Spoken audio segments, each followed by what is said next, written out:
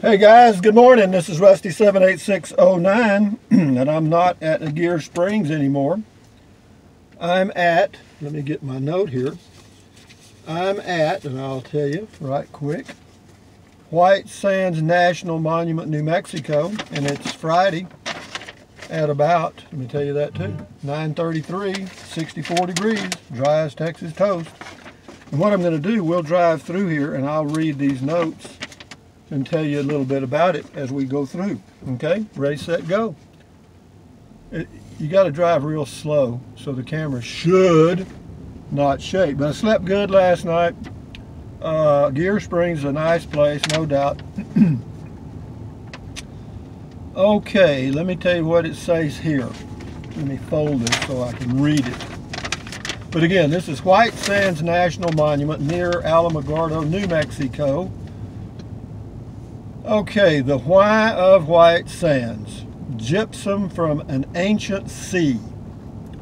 When the Permian Sea retreated millions of years ago, it left behind deep layers of gypsum.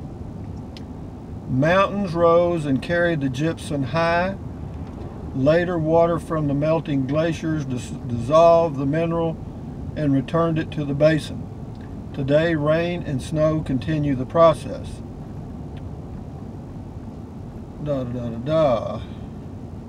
Says, for thousands of years, shallow lakes like Lake Lucero, somewhere out here,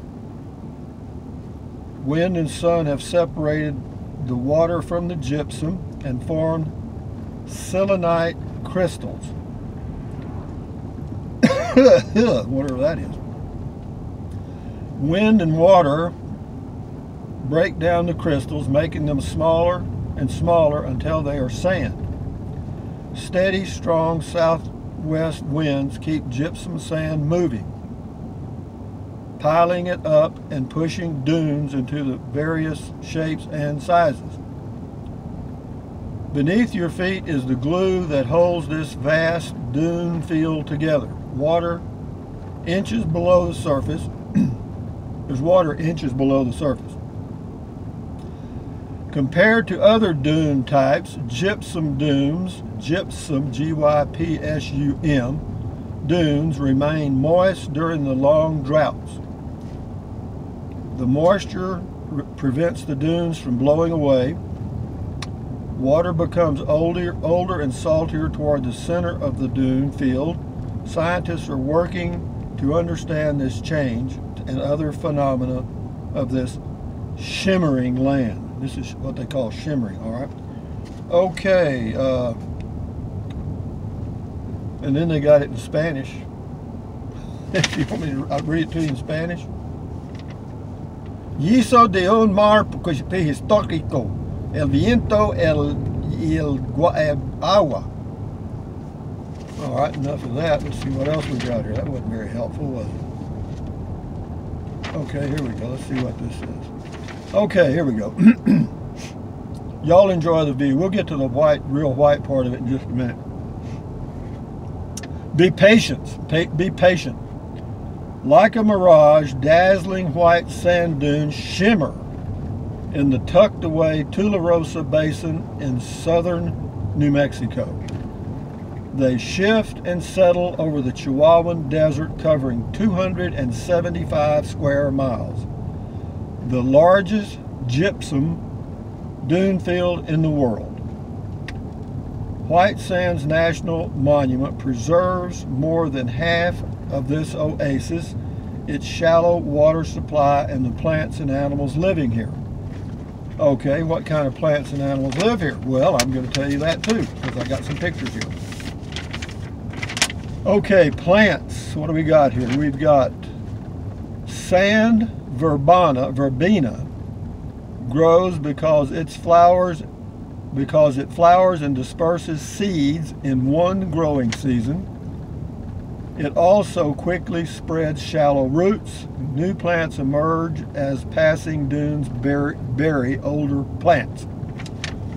Okay, then we have the bleached earless lizard. You know, I think he looks like one of my relatives. Anyway, The bleached earless lizard and Apache pocket mouse are a lighter color than the same species in the nearby desert. Their lighter color reflects heat, which keeps them cooler and hides them better. Okay, there's more. Go out at night. A motion detecting camera shows this kit fox in action, maybe chasing a mouse. Like many desert animals, the fox comes out at night when the air is cooler. Look for its tracks during the day. Okay, that's what we're going to do. Go look for fox tracks.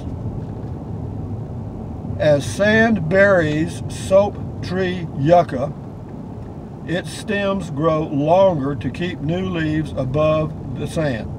But after the dune moves on, an exposed yucca like the one above, which you can't see but I can, will fall over and die. Ha! The yucca just, once it's exposed, it falls over and dies. Now that's interesting.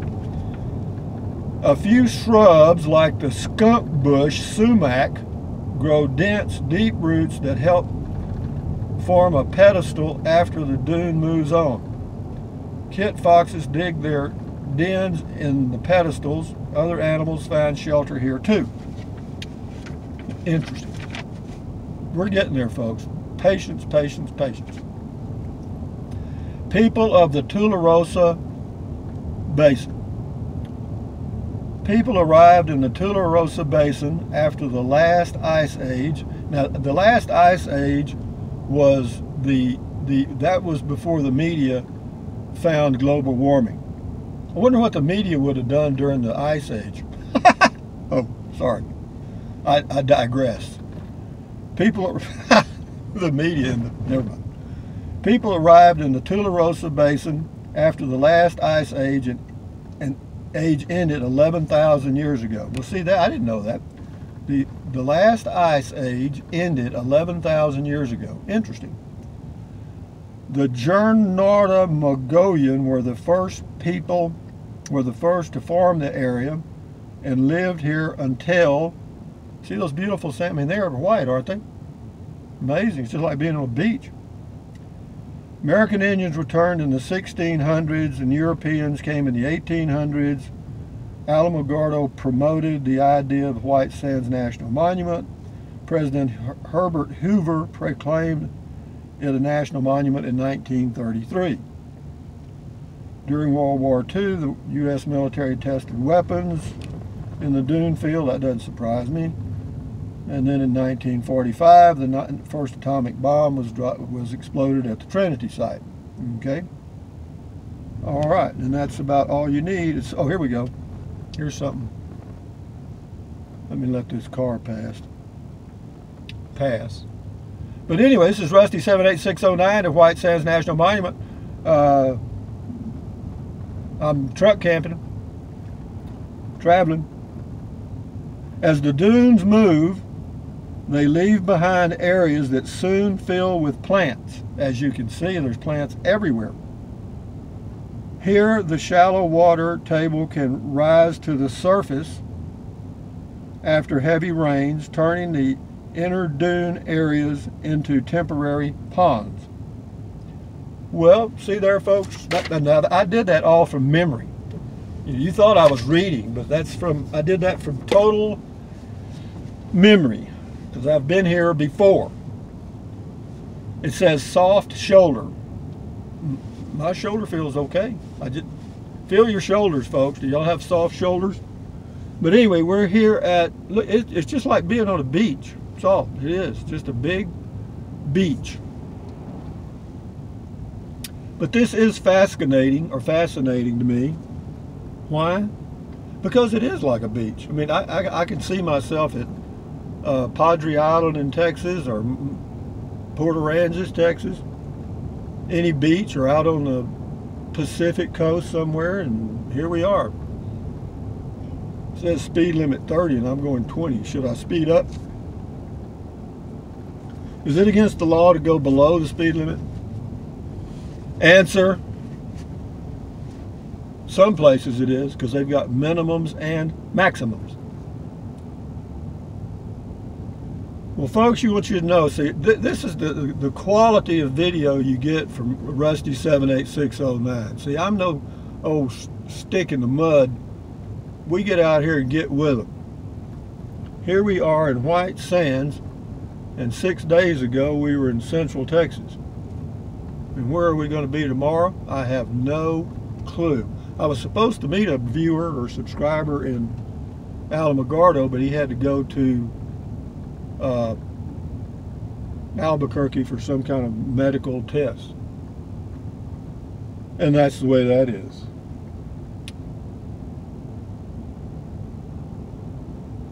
On the road again, I just came. So I feel good, guys. I feel okay. I've been sleeping good, eating okay. I stayed at Aguirre Springs Tuesday, Wednesday, Thursday, and left this morning. I was totally self-contained. Of course, I had water, food, had my little toilet. Everything worked out, guys, so we're good. This works. Now, the next question is, you know, and I've thought about this. I go back and forth on this just like I'm just like blowing in the wind.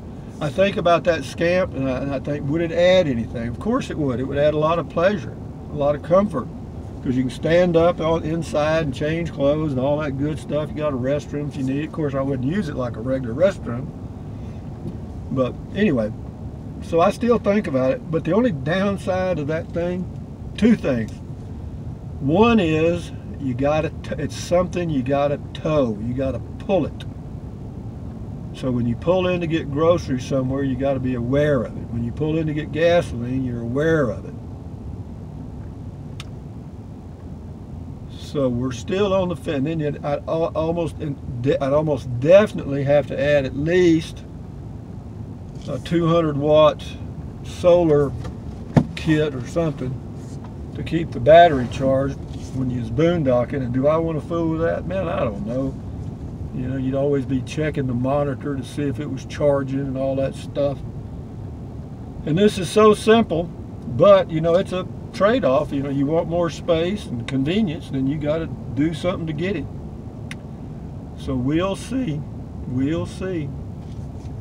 The advantage to the scramp is I could live in that and just, you know, I could park it at home 3 or 4 months, or, you know, in the winter when I wasn't traveling, and then boom, whenever the weather started warming up, just start migrating north.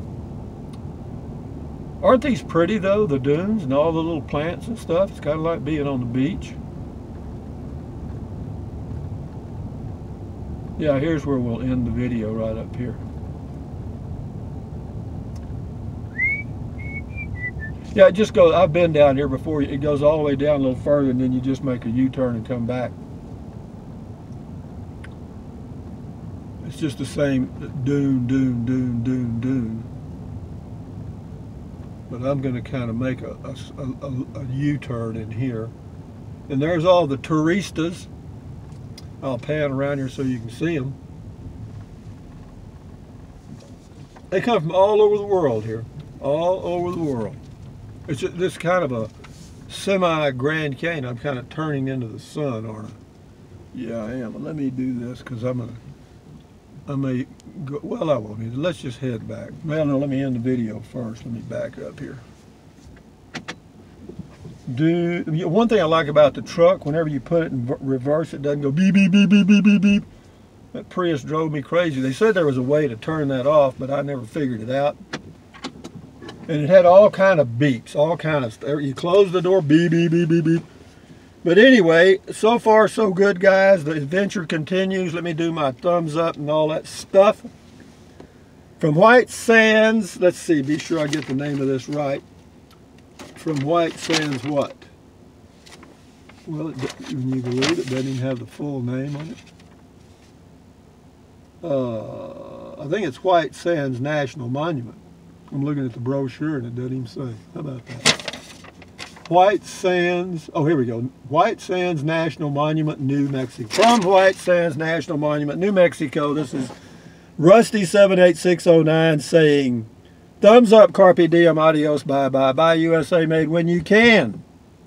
Drink plenty of water. 3 quarts a day will not hurt you. Out here, 4 quarts is better. You may pee-pee like a racehorse or a 2 or 3 peckered possum, but you will feel so much better you will not believe it. Take deep breaths. Breathe in deeply through your nose. Hold it for 1,001 count. Breathe out through your mouth and do that several times a day. Why? Because it relieves stress, and relieving stress lowers your blood pressure, which lets your little heart work a lot less, and you will live longer and healthier. Stretch, walk, move around, keep your health, because we're on the road, we're going somewhere. I tell you what I do notice, whenever I'm traveling, I mean, even though I'm interested in it, the view count goes way down. The view count when I'm out on the road, I lose about 40% of my revenue when I'm traveling. When you need it the most, it goes away. But that, am I willing to pay that? Hell yeah, I don't care about that. As long as I got enough to do this, I'm fine. So anyway, guys, enjoy your day. Adios. Bye-bye.